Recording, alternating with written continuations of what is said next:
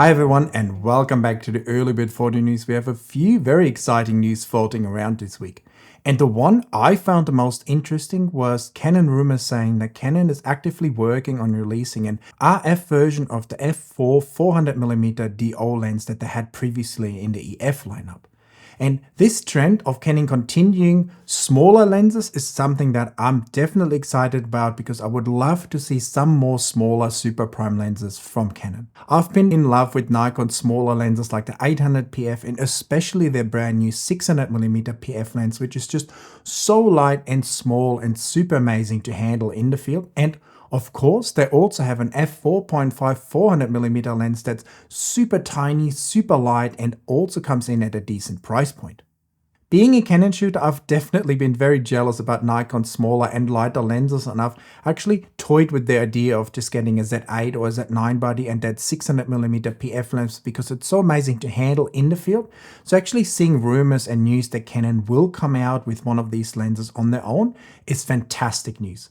So hopefully though, this lens will not be too high priced and come in nice and small, similar to that Nikon 400mm lens, and I think then it's definitely a winner. What I found even more interesting than the f4 400mm DO lens was the rumor that Canon might also be working on a 600mm DO lens. In the past, Canon actually had a prototype of an f4 600mm DO lens, which would be pretty amazing and quite small. But I wonder if these days an f4 DO lens is even needed, or if Canon could do like a f5.6 600mm DO lens, for instance, that's similar or smaller in size than the new Nikon 600mm PF lens, because ultimately I think with the new mirrorless cameras and the ability to shoot at high ISOs, we might not actually need an f4 lens all the time, and an f5.6 lens might be enough, and in return we would be saving a lot in size and weight and hopefully also price, which would be very welcome, I think. What are your thoughts on Canon potentially making some DO lenses as well, and have you tried the Nikon ones? Because they're pretty amazing. And of course, when we're talking about new and small lenses, we also shouldn't ignore the new 2.8 300mm lens that Sony launched last week that also comes in at just 1.4 kilos or around 3 pounds. So another really nice and small lightweight telephoto prime lens. And I hope we see a lot more of these going forward.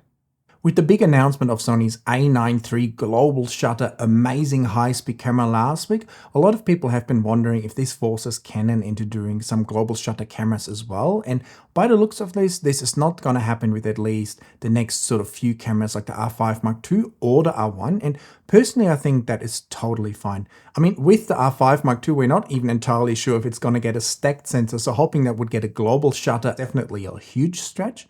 With all the hypes around the global shutters, we should also not forget that they definitely come with a few severe limitations as well, like limited ISO range and usually limited dynamic range. So you might suffer on the image quality side of things a little bit, which is probably not as big of a problem for like a sports camera like the A9 III or maybe a potential R3 Mark II down the road. But for an R5 Mark II especially, and also an R1, I think the focus should be on the most possible dynamic range and fantastic image quality and fantastic noise performance. And in that regard, the global shutter would probably not be that helpful. So I think both of these cameras having a stacked sensor that still has a very fast readout speed, so we basically have minimal or no rolling shutter and no wobbles, might actually be the better way to go, because we might end up with better dynamic range, better ISO performance, wider ISO range, and overall slightly better image quality. And since both of these cameras are also high megapixel cameras, it's probably unlikely that they get a global shutter, because I think I read somewhere that Sony was saying 24 megapixel was kind of the most they could do with a global shutter currently anyways. The one camera where I think a global shutter would make the most sense in the Canon lineup is probably a new version of the R3. Because currently that's Canon's main sports camera that has low megapixels and high-speed shooting, and so it would only make sense to push that further and make it similar to the A9 III, and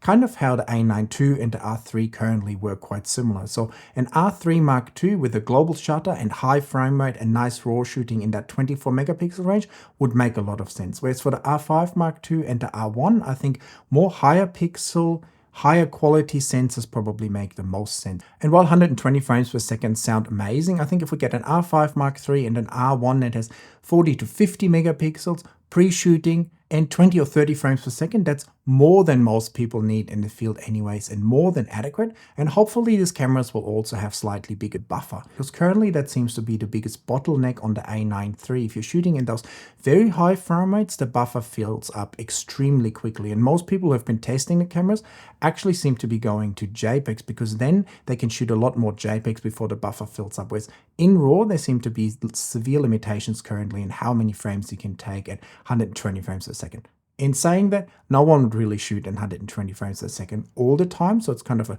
small use case, but at the same time, with the slower cards in the Sony camera as well, that definitely seems to be a bottleneck that hopefully wouldn't happen to that degree in the Canon cameras.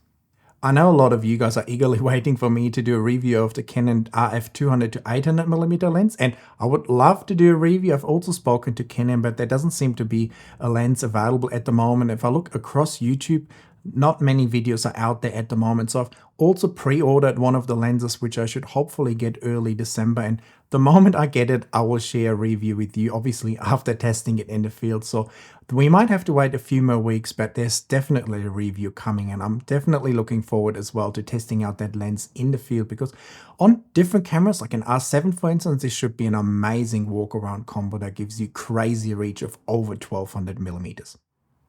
And while we always talk about the latest and greatest gear in the early bird photo news, last week I shared a video about how I get the most out of some terrible old 1D Mark II and 8 megapixel files. So if you haven't watched that video yet, I would recommend you check it out, and I'll show you some awesome tricks in Lightroom and Photoshop, how you can transform some terrible looking dark images or images with a few problems into some nice looking final images. And with these tricks and little helpers like the AI noise reduction and my presets, we can get amazing results pretty quickly. My presets especially amaze me from time to time, like on this sandaling photo that looks completely terrible, but with just one click and my oops are underexposed preset, I could fix the image right away. And if you want to improve your image editing and make your images stand out, make sure to check out my masterclass where I teach you everything you need to know step by step in Photoshop so you can get amazing results yourself.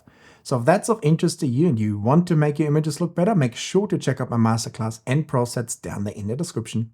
Before we jump onto some Nikon news, I've also seen a table posted by Sony Alpha Rumors that shows you that a lot of new Sony lenses and old Sony lenses will actually need a firmware update to work properly on the A9 Mark III, and it seems like these firmware updates will come in sometime around December. So if you have one of these lenses and also plan to buy an A9 III, it's probably worthwhile to keep an eye out for these firmware updates so that your new lens will actually work properly in the high-speed modes on the A9 Mark III.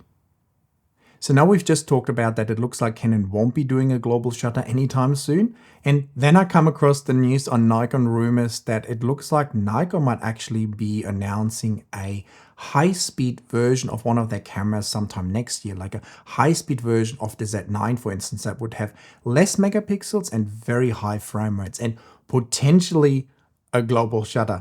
If you ask me, that's pretty crazy. I still think in the Nikon lineup there might be a few holes sort of on the lower end, like a nice APS-C camera and a follow-up to the Z6 Mark III and the Z7 Mark III, but apparently they also work on a super high-speed sports camera, which of course would be great to have, but it's probably not the main priority if you ask a lot of Nikon shooters. At the same time, a faster version of the Z9 with a few less megapixels would probably something a lot of sports photographers would like on the Nikon side of things, because currently there's only the Z8 with 45 megapixels and the Z9 with 45 megapixels, and I know for sports shooters, more speed and less megapixels often matter more than having these cameras in the 50 megapixel range. Just like with Sony, they always had the A9 lineup. What do you guys think? Is Nikon actually going to come out and go ahead with a high-speed version of the Z9 with the 24 megapixel range, maybe a global shutter and super high frame rates in RAW? Let me know in the comments. And to wrap up this video, I've also seen that the Nikon ZF camera seems to be in very high demand. I don't know if you guys have bought one or pre-ordered one, but it seems like it's in super high demand and sold out in many stores across the world. Especially in Japan, it seems like there's lengthy delays if you'd ordered the camera and waiting for one, with new cameras maybe only coming in May of 2024, which would be quite a long wait. So if you guys pre-ordered one of these cameras, are still waiting on one? If so, I hope you don't have to wait too long. And on that note, I think it's time for you guys to let me know all your thoughts about this show and the potential new gear down there in the comments. Hit that like button for the video and hit that subscribe button, and also check out my channel membership, and I will see you in the next video very soon. Bye guys.